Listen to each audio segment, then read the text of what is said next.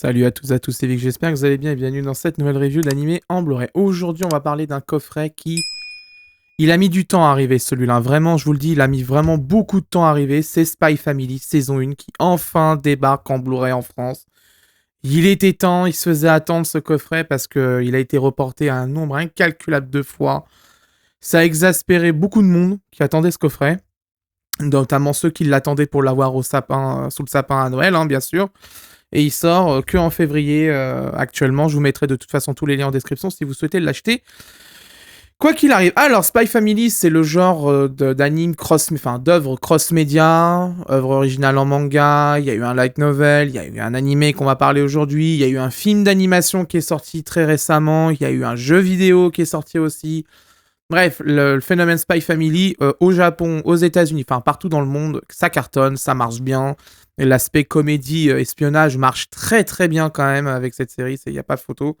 Et puis les persos sont attachants, ça, il n'y a pas de souci là-dessus. Bon, il y a quelques critiques qui se font bien évidemment au fur et à mesure de l'histoire, hein, notamment le côté parentalité qui prend un peu trop le dessus sur le côté espionnage, mais bon, ça c'est un autre débat. Mais là aujourd'hui, on est là pour parler du coffret. Alors, ça sort chez Crunchyroll.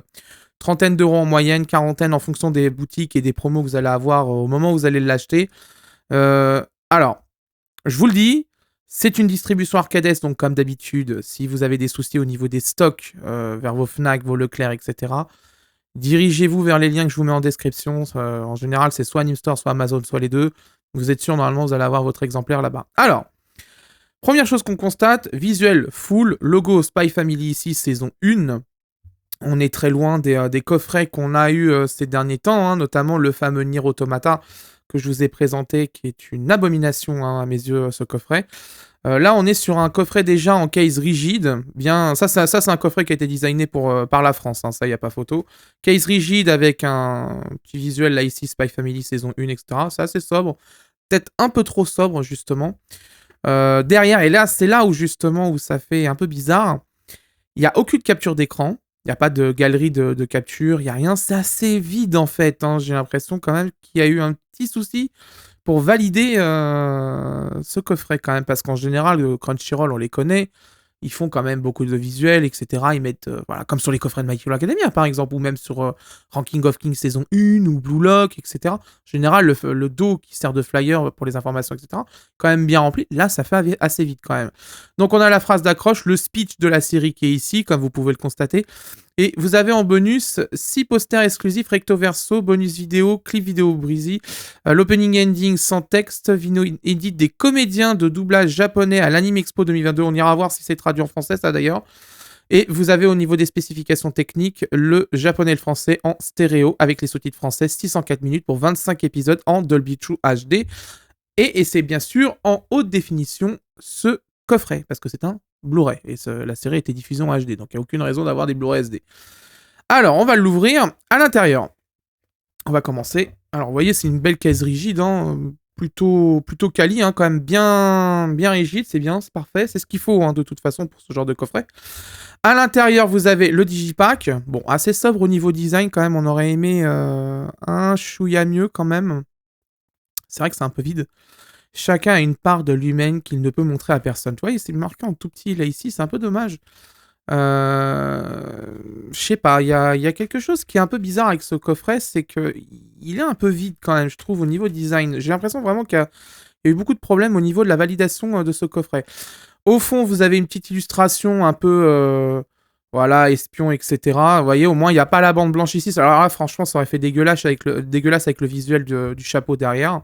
Et vous avez les visuels des disques ici avec les différents personnages de la série, avec Anya, avec Yor, voilà, etc., etc.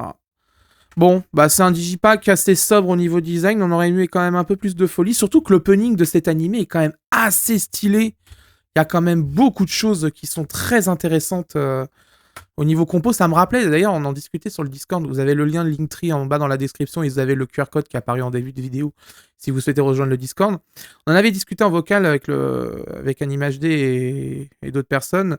L'opening de Spy Family me rappelle l'opening de Michiko Tuachin, qui était sorti dans les années 2010, qui était un peu à peu près dans le même style, hein, justement, assez coloré, avec beaucoup d'effets, etc., assez jazzy, etc. C'était quand même assez stylé. Hein. À l'intérieur, vous avez les 6 posters. Mais il y a quelque chose à dire sur les posters. Alors déjà, bon voilà, c'est des posters assez sympas. Niveau visuel, il n'y a pas de problème là-dessus. C'est mignon, c'est joli. Voilà, il n'y a pas de... Il y a rien à dire. C'est très mignon. Ça fait affiche de film, etc. Voilà. Mais... Et là, vous allez vous dire, qu'est-ce que c'est que cette merde? Eh ben oui, vous ne rêvez pas. Ils ont mis l'interview de l'équipe de la série au dos des posters. Vous entendez bien, hein. Alors, je sais pas qui a eu l'idée, mais je trouve que cette personne a une idée de merde. Et je comprends pas que personne en interne a dit, en fait, c'est de la merde. Faut arrêter tout de suite. Donc, vous avez littéralement, je vous mens pas, hein, vous avez littéralement l'interview du staff au dos du poster. Alors là, c'est vraiment le truc le plus con qui existe, en fait, hein. C'est complètement con, parce que mettre ça avec des posters pour juste économiser le fait de faire un livret, c'est un peu con quand même. Vous avez la présentation des personnages, etc. Comme si c'était dans le livret, en fait, sauf qu'ils l'ont mis au dos des posters. C'est la pire idée qu'il y ait eu, hein. Et vous avez bien sûr le classique, l'éternel, le splendide résumé des épisodes. Ah là là, c'est vraiment... Je comprends pas. Je comprends pas. Je suis comme vous, hein. Je comprends pas. Il y a des choses qui m'échappent quand même, parce que quand on voit le coffret de Nier, on se dit déjà quand même, merde, ils ont fait des choix de cons quand même, enfin, il n'y a rien qui va dans ce coffret, et en plus on se le tape en deux parties parce qu'il est fait en Allemagne, hein, parce qu'en Allemagne ils sont fans des coffrets en plusieurs volumes, que nous, en général en France, ça déteste en général, hein, c'est... Demander à tous les éditeurs, en général, c'est les intégrales qui se vendent plutôt que les coffrets en volume. Et là, ils nous foutent derrière les posters qui sont très jolis, hein, quand même. Au niveau visuel, les posters sont très jolis. Il n'y a pas de problème. Mais derrière, franchement... Et en plus, c'est comme ça sur tous les posters, hein. C'est comme ça sur tous les posters. Donc là, franchement... là, c'est vraiment de la flemmardise, hein. C'est pas possible. Ou alors, franchement, il y a eu quelque chose. Ils avaient pas un rond pour faire le livret, ou l'imprimeur les a plantés au dernier moment. Mais franchement, là, c'est chaud quand même, hein. Là, c'est chaud. Moi, je me disais, tiens, il y a du truc derrière. Peut-être que, je sais pas, il y a des visuels exclusifs, etc. Ça, c'est sympa. Ça fait un peu... ça fait un peu funky, etc. C'est mignon. Donc voilà, et vous avez derrière, hein, comme d'habitude, après le visuel, vous avez l'éternel dialogue avec les équipes, etc. Et vous avez l'interview, la présentation des personnages et le résumé des épisodes. Et franchement, là c'est vraiment décevant quand même, hein, parce que c'est un coffret qui a été énormément retardé. Je le voyais quand même assez souvent sur Discord, les gens gueulaient quand même là-dessus assez souvent. Il n'est pas sorti à Noël. Donc déjà, pour ceux qui voulaient faire un cadeau de Noël à une personne qui était ultra fan de la série, bah, c'était râpé. Et là, on se tape ça. C'est une pub Canigou, ça, ou Royal Canin. Ouais. Voilà. Bon, ça, le visuel, il est sympa, mais ouais, franchement, là, quand vous voyez ça, mais... Franchement, quoi, c'est... Non, mais honnêtement, de vous à moi, vous me direz dans les commentaires ce que vous en pensez, parce que moi, quand je vois ça, je me dis, c'est pas possible, c'est vraiment du foutage de gueule. Qu'est-ce que vous en pensez? Parce que je me dis, peut-être que j'en fais trop, que peut-être vous, ça vous plaît. Mais moi, personnellement, je vois ça, je me dis, mais vraiment, ils se foutent de la gueule du monde, quand même, là. Ok, le prix est intéressant, je crois, on est dans une trentaine, quarantaine d'euros, pas même pas, et encore, hein, trentaine, quarantaine d'euros, il y a des coffrets qui sont à ce prix-là, qui sont quand même bien mieux, hein. En King of Kings, par exemple, hein. Ah, mon perso préféré, vous devez vous douter pourquoi. Et MILF, bien sûr. Enfin, MILF. C'est un grand mot avec elle, hein, du coup. Voilà. Très joli celui-là, par contre. Vraiment très très sympa. Il y a des visuels sympas pour les posters, mais le problème c'est que... Enfin, ça au dos, enfin, je suis désolé, mais non. Mais je sais que Crunchyroll regarde les vidéos. Pourquoi faire ça? Honnêtement, est-ce que vraiment, il y a personne en interne dans le design du coffret qui est venu voir la personne qui est en train de designer ce coffret et lui dire non, non, ça tu fais pas parce que ça va pas passer. Franchement, il y a personne qui a dit ça. Personne.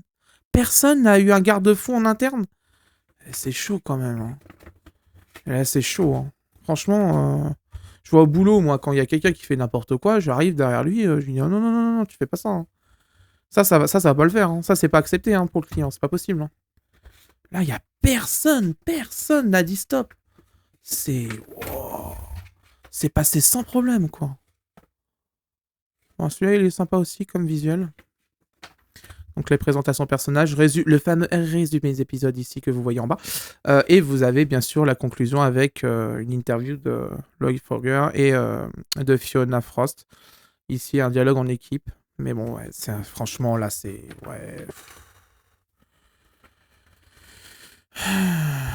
C'est vraiment bizarre, hein, quand même. Honnêtement, je comprends pas trop le move, en fait, de Crunchyroll, de foutre ça là-dessus. Et de pas faire un livret, ça fait con. Mais qu'est-ce que ça fait con? Honnêtement, hein. C'est... Non, mais là...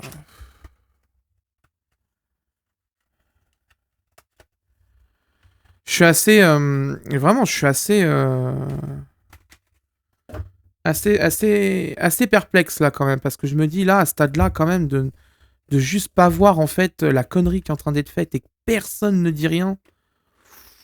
Ouh, c'est bizarre, hein, quand même, en interne, hein, quand même. Hein, c'est très bizarre, hein. Je sais pas qui a eu l'idée de ça, hein, mais je lui tire pas mon chapeau et pire, je lui dirais d'arrêter ces conneries, hein. Parce que là,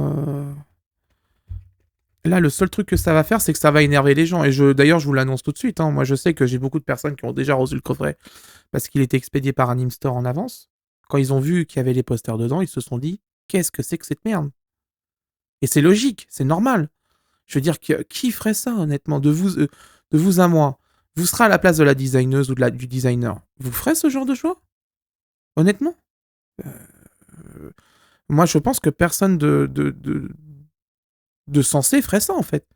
Là, c'est soit il y a une directive qui est arrivée en mode on n'a pas un rond pour ce coffret, tu nous fais un truc le moins cher possible, et du coup, les interviews de staff qui avaient déjà été traduites, etc., sont dessus.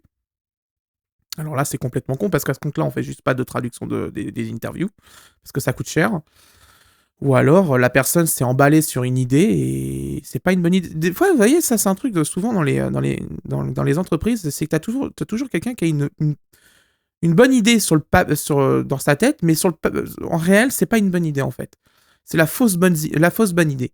Et en général, la fausse bonne idée, il faut l'arrêter en cours de route, comme ça, parce qu'autrement, ça peut aller droit à la catastrophe. Malheureusement, celle-là, je pense qu'elle est sortie quand même de l'entreprise et aller dans les rayons des Fnac, etc. Ouais, non, c'est chaud. Autant sur le design face avant, bon, ça va, bon, ça, c'est déjà un peu plus léger. Et là, par contre, c'est très léger. Bah, alors, les posters avec au verso les interviews, etc., là, c'est vraiment du foutage de gueule, quand même. Franchement.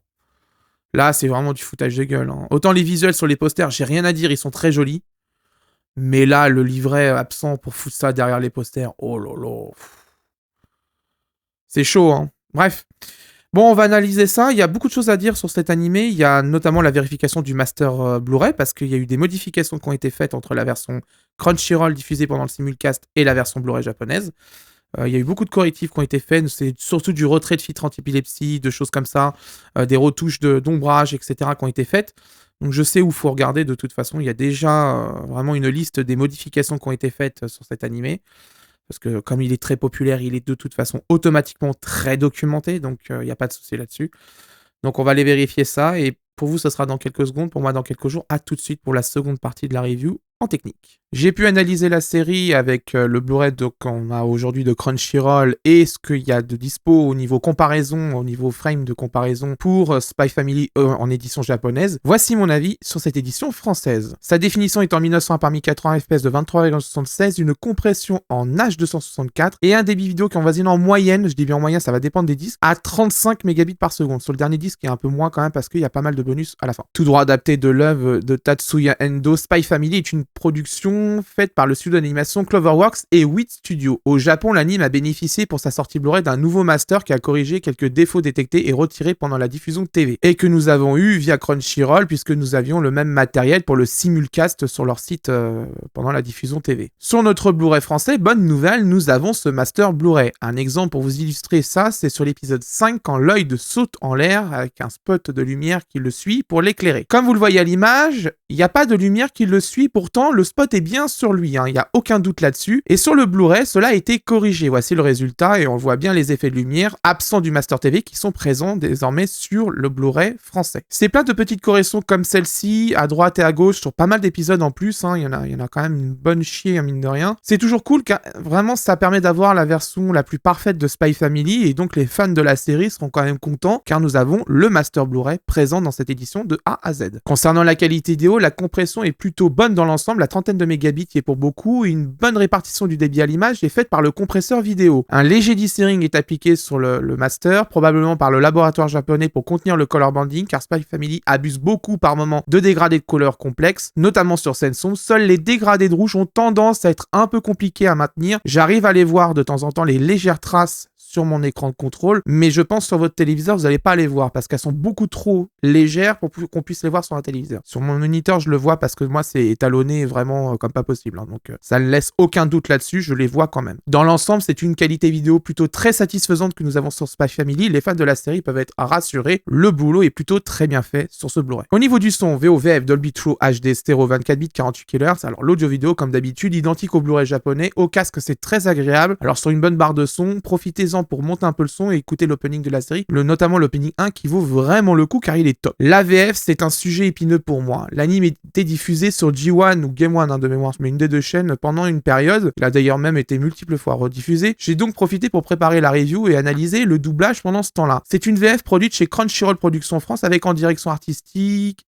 Ah bah il n'y a pas de nom. En fait, tout simplement, sur le carton, comme vous voyez à l'image, la direction artistique, c'est marqué Crunchyroll Productions France. Alors, comme vous pouvez le voir, c'est pas cool quand même pour le DA, donc on va lui rendre ce qui est à César et à César. J'en ai parlé à mon ami Univers GB, il m'a indiqué que du coup, c'était Enzo Razzito qui était en direction artistique sur cette saison 1, et donc on va le recréditer là-dessus. Bon, je pense que c'est comme il a été écarté de l'entreprise ou qu'il a démissionné de l'entreprise que peut-être que Crunchyroll ne souhaite pas remettre son nom dessus, je sais pas pourquoi ils se débrouillent, c'est leur problème. Mais en tout cas, je préfère recréditer directement la personne qui a fait ça. C'est un avis personnel, mais je trouve que cette VF n'est pas fabuleuse en fait. Elle est correcte sur beaucoup de points, mais c'est la voix de York qui me dérange. Bien qu'Adeline Chetail est vraiment une très bonne comédienne, je lui reconnais quand même beaucoup de qualités sur beaucoup de doublages, je trouve qu'elle ne colle pas au rôle de York. Le contraste quand on écoute Saori Hayami qui prête sa voix pour le personnage en VO est assez brutal. Elle a une voix plutôt de femme, Saori, ça s'entend très bien, on arrive bien à cerner, rien qu'à l'entendre, la quasi-trentaine d'années du personnage. En français, la voix est fait plus qu'adolescente, ce qui n'est pas du tout raccord avec le personnage de York qui a 27 ans dans la série. Je pense que c'est un problème de direction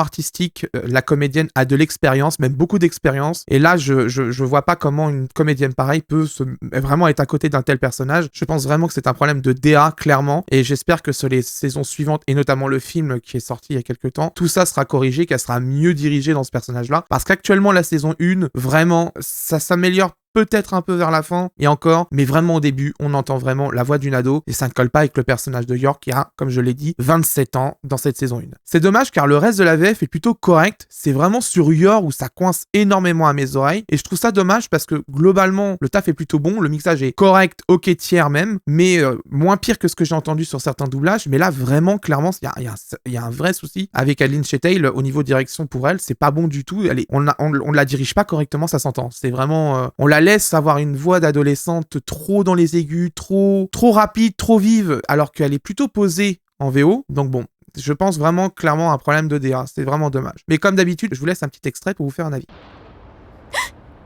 Je peux tout expliquer. J'ai fait beaucoup de yoga et le professeur adorait nous apprendre l'acupuncture aussi. Je me suis rappelé de cette manipulation pour se calmer. Me regardez pas comme ça. Monsieur la vache, tu as peur toi aussi? Non, c'est dangereux. Ça va, monsieur la vache. Y a plus à avoir peur. Mais enfin, qu'est-ce qui te prend?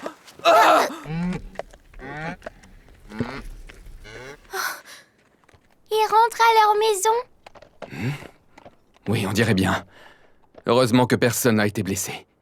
Au niveau de la traduction et des sous-titres, comme pour chaque sortie Blu-ray, la traduction vient tout droit de celle du simulcast de Crunchyroll. Elle est signée Benjamin Moreau, et si vous suivez les reviews, c'est lui qui traduit Rent a Girlfriend. Et les sous-titres ont bénéficié de quelques retouches pour cette sortie Blu-ray. Il y a à peu près, je crois, une dizaine de corrections environ que j'ai aperçues. Dans l'ensemble, ce sont de très bons sous-titres. La traduction est excellente comme d'habitude. C'est une grosse partie des cartons de traduction sont présents dans les sous-titres, mais il peut y avoir, s'il y a trop de texte dans les sous-titres, que certains passent à la trappe quand ils sont pas assez importants, voire sont fortement réduits. C'est une habitude chez Crunchyroll, mais au moins une très très grosse partie des cartons sont présents. Direction les bonus, et ça se passe sur le disque 2 et 4 du coffret. Sur le disque 2, nous avons l'ending 1 en crédiless. L'opening 1, lui, n'a pas de crédiless, car je crois qu'il n'existe même pas au Japon dans le Blu-ray japonais, donc on ne l'a pas eu. En plus, je crois que les crédits font partie, en fait, du design de l'opening, donc c'est sûr que ça allait être compliqué de les dégager. Et vous avez en bonus une interview des castings japonais qui a été tournée à Anime Expo 2022. C'est l'une des grosses conventions en Occident sur l'animation japonaise et le manga. Si vous avez un jour la possibilité de la faire, je vous la recommande très clairement. Mais comme vous le voyez à l'image, dans le menu, les deux parties sont en sous-titres anglais. Alors là, on comprend pas. Qu'est-ce qui s'est passé? Enfin, je veux dire, normalement, d'habitude, Crunchyroll a tendance à traduire les bonus. Là, c'est pas le cas. Mais là, visiblement, il n'y a pas eu de message entre les deux et on se retrouve avec ça dans le Blu-ray avec des sous-titres anglais. C'est là qu'on remarque les problèmes de communication de Crunchyroll. Il y a une absence de communication auprès du public parce qu'ils n'ont jamais les séries en Blu-ray sur leur Twitter ou les reports ou quoi que ce soit. Mais aussi, et là, on le voit, un problème de communication en interne entre les différentes branches. Donc, soit c'est un problème de la gestion dans l'édito de Crunchyroll France, donc les personnes de l'ex-équipe Kazé qui n'ont pas fait les demandes à l'équipe de sous-titrage de le faire, soit c'est l'équipe de Crunchyroll USA qui n'a pas voulu qu'on traduise cette interview-là. Sur le disque 4, vous avez un petit clip musical, Breezy, comme vous le voyez à l'image, et vous avez l'opening 2 et l'ending 2 en crédiless, donc c'est quand même cool là-dessus, il y a quand même 2-3 choses intéressantes, mais vraiment, le coup des bonus en Vosta, c'est vraiment une grosse déception, parce qu'en plus, elles sont intéressantes, ces interviews. Donc évidemment, bon, il y a la personne qui fait le Blu-ray, il doit dire, bon, on est un peu tous anglais au fond, ils vont se débrouiller. Bon, et, David Goudenos, il est bien gentil, mais bon, voilà, on n'est pas là pour se taper des interviews en anglais quand même, très sincèrement. On passe au plus et au moins du coffret. Alors les plus, Master Blu-ray. Donc ça c'est quand même une bonne news quand même là-dessus. Contrairement à ce qui s'est passé sur Nier Automata, nous avons le Master Blu-ray en intégralité sur cette série. Très bonne qualité vidéo. Bon, il y a quelques micros vraiment très légères, traces de color banding sur les dégradés de rouge parce qu'ils sont extrêmement complexes à compresser cela. Je vous rappelle qu'en MPEG, enfin de manière générale en MPEG, le rouge a toujours été un sujet au niveau des compresseurs vidéo. Aussi bien en H264, ASP, donc tout ce qui était DivX Vid à l'époque, le MPEG 2 aussi avait de temps en temps quelques soucis là-dessus. C'est pour ça que le rouge très pétant, quand on est en MPEG 2, avait tendance à macroblock assez vénère. Et en MP4 AVC, donc l'H264, ça a toujours été un sujet, et ça d'ailleurs, même les dégradés de bleu très compliqués peuvent être un souci sur ce compresseur-là, notamment X264 qui était assez sensible à l'époque. Sur les dégradés de bleu très complexes, il avait quelques difficultés, je m'en souviens très bien, parce que dans les années 2000, moi j'utilisais déjà X264, donc c'est pour vous dire que ça fait très longtemps que je l'utilise. Très bonne traduction, bon après ça sur Crunchyroll, ça fait pas de débat, ça fait des années que de toute façon ils ont une très bonne équipe de sous-titrage française, il y a aucun souci là-dessus. Ils sont bien rodés, il y a pas de problème, c'est clean, c'est bien géré, contrairement aux États-Unis où c'est très variable les sous-titres chez eux. On pense notamment à certaines séries où il y a une certaine traductrice qui a fait beaucoup polémique il y a quelques temps et qui continue de le faire sur certaines traductions d'animés. Là, chez nous, il y a beaucoup moins de problèmes. Les traducteurs sont assez sérieux, ils ont une déontologie quand même assez claire, ils ont des règles à respecter. Donc de toute façon, là-dessus, on a quand même beaucoup moins de problèmes qu'aux États-Unis. Bonne finition, la case rigide quand même, c'est quand même bien meilleur. Le digipack, bon, après, il est quand même assez fin au niveau carton, mais au moins, c'est un double plateau épais, donc quand même, ça rigidifie un peu le bordel. Mais bon, au moins, on a une case rigide, contrairement à Nier Automata, où il y avait une case souple, dégueulasse, bombée, avec un logo FSK, enfin tout le tintouin qui était dégueulasse, comme vous l'avez vu sur la vidéo de Nier. Et on a une bonne VF, mais on va passer au moins. Je trouve la prestation d'Adeline Chetail vraiment sur la VF de Yor très discutable. C'est dommage parce que la comédienne est vraiment talentueuse et ça je le sais, que j'ai déjà entendu des doublages avec elle dedans et c'était vraiment très bien fait. Là sur ce coup, très clairement sur Yor, c'est très discutable. Je trouve vraiment qu'elle n'est pas dans le rôle, elle est pas du tout à l'aise en fait avec Yor, elle n'arrive pas à la cerner et c'est dommage parce que pour un personnage qui a 27 ans dans l'animé, elle ne le retranscrit pas correctement du tout en fait. On a vraiment l'impression d'entendre une adolescente de 16 piges. Donc ça colle pas du tout au perso alors que son homologue japonaise, elle y arrive sans problème en fait. Et arrive à switcher entre les moments posés de Yor et les moments un peu excités de Yor. Donc bon, c'est un peu le problème justement où là la VO clairement sur Yor est clairement supérieure, il n'y a pas de doute là-dessus. Les interviews au dos des posters, alors difficilement lisibles parce que franchement il faut coller vraiment le poster. Donc ça fait que vous vous retrouvez avec un poster en pleine tronche, en grand comme ça, devant votre tronche, en train de lire une interview. Ça fait con et c'est inutile parce que concrètement, les personnes qui veulent afficher les posters au mur, je vous recommande pas de le faire parce qu'ils sont pliés en 8 de toute façon, donc ça sert à rien. C'est dégueulasse. Mais c'est surtout que si vous les affichez au mur, bah vous pouvez plus lire les interviews en fait. Donc c'est clairement un mauvais choix qui a été fait. Je comprends pas pourquoi ils ont fait ça, à part une économie de bout de ficelle. Je vois pas autre chose. Soit ils ont pas réussi à produire le livret en temps et en heure et donc ils ont fait ça, soit ils voulaient faire une économie sur la production de ce coffret, alors que c'est une série populaire et qu'ils vont en vendre des caisses. Et là, du coup, ils ont mis les interviews sur le poster. Mais c'est pas une bonne idée parce que le but d'une interview, c'est qu'on puisse prendre le livre, qu'on puisse l'emmener, qu'on puisse le lire où on veut. Vous allez pas prendre vos posters, vous allez pas les emmener, par exemple, dans votre salon pour lire une interview ou quoi que ce soit. C'est complètement con. Hein. Très sincèrement, c'est pas une bonne idée, c'est un très mauvais move ce qu'ils ont fait. Les bonus avec des sous-titres anglais, c'est quand même bien dommage là-dessus. Et le dernier point, un tel retard de sortie pour ça. Le coffret devait sortir fin d'année dernière. On est en février. Et encore, je crois qu'il devait sortir milieu d'année dernière. Je crois normalement vers mars-avril, il devait sortir. Donc on est en 2025. On se retrouve avec un coffret qui sort avec des posters, avec une traduction au dos, des bonus sous-titrés en anglais. Ouais, enfin, c'est un peu bizarre quand même. Hein. Je comprends pas trop ce qui s'est passé en fait, tout simplement. Alors, si c'est un problème de prod, ok, pas de problème. Mais quand on voit le design quand même du coffret, et ça, je l'ai pas mis dans les moins, mais bon, c'est vrai que c'est assez vite quand même. Bon, après, je pense que c'est un souci de validation, hein, très clairement, mais un tel retard de sortie pour ça, quand même. Attendez, enfin, on est encore les derniers à avoir Spy Family, et on se tape ça. Bah dis donc, enfin, c'est un peu bizarre quand même, hein, comme gestion de licence, hein, quand même, hein, chez Crunchyroll France. Hein, là, l'édito, ça va pas du tout, puis la communication est pas là du tout. Parce que les différents reports du coffret, c'est même pas Crunchyroll qui les annonçait. Enfin, ils donnaient un communiqué de presse, et encore, des fois, on avait l'information avant de recevoir le communiqué de presse. Je salue mon confrère Animage 2 au passage, qui nous informait sur l'avancement des sorties du coffret et qui signalait les reports. Je vous mettrai le lien de son Twitter en description si vous voulez le suivre. Mais franchement, c'est pas sérieux quand même. Ça fait vraiment amateur là quand même, la gestion de Crunchyroll France quand même. Les équipes de sous-titrage, j'ai rien à leur dire, ils font leur taf. Mais là quand même, la gestion de Crunchyroll France c'est vraiment catastrophique. Là, c'est pareil pour Hell's Paradise. Il y a même pas eu un tweet du Twitter officiel de Crunchyroll pour prévenir du problème. L'information est venue de nous quand on a eu l'information comme quoi que justement il y avait des problèmes sur les disques. J'avais pas reçu mon coffret encore de coup de bol, hein, quelque part. Mais dès qu'il y a eu les premières captures, on a partagé ça tout de suite. On a d'abord vérifié l'information, très important parce que bon, une personne qui a un souci, peut-être que c'est un mauvais disque qui a été mis dans le coffret. Et quand on commence à en avoir 10, 15, 20, 25, 30, 35, voire une centaine au bout d'un moment, bon, le doute n'est plus, voilà, il y a plus de doute, c'est qu'il y a un souci. Hell's Paradise, ils ont même pas fait un tweet sur leur Twitter pour dire qu'il y a un problème avec les disques. C'est nous qui avons fait la com de ça. Le seul truc qu'on a eu, c'est dans le communiqué de presse, en fin de communiqué de presse, oui, alors du coup, il y a eu un souci avec les disques de Hell's Paradise, donc on va changer les coffrets. Mais personne n'a repris cette info. Aucun site d'actualité ne les a reprises. Donc du coup, les gens qui avaient acheté le coffret et qui n'ont pas vu, qui traînent pas sur les réseaux sociaux ou quoi que ce soit, ont chez eux un coffret d'Hell's Paradise avec les sous-titres anglais. C'est ça la communication de Crunchyroll. Ils ont pas envoyé des mails à toutes les plateformes de vente en ligne pour dire rappelez les coffrets tout de suite, appelez vos clients pour récupérer les coffrets et faire les retours. Non, il y a rien eu du tout. C'est gestion catastrophique de A à Z. Alors ça va que les boutiques ont joué le jeu parce que les gens qui s'en étaient rendus compte ou qui ont vu l'info, ils pouvaient ramener le coffret et se faire rembourser. Mais ceux qui traînent pas sur les réseaux sociaux, etc. Eux, ils ont un coffret anglais